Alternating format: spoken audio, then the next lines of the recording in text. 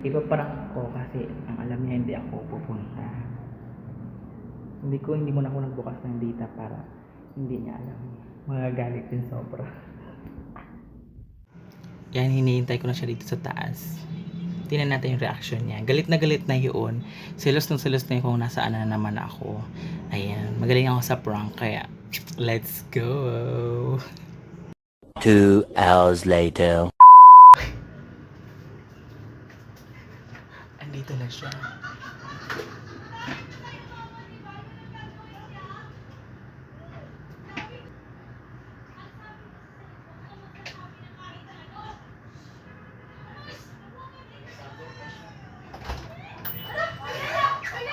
Oh, konti na lang, masuntok na kita eh.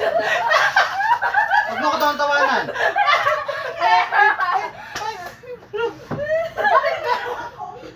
Bakit ka naka-video-video?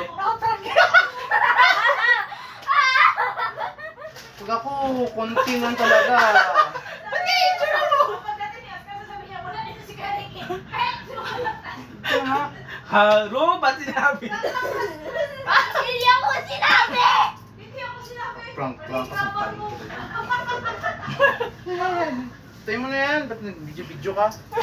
Ino, bukas hindi na dito.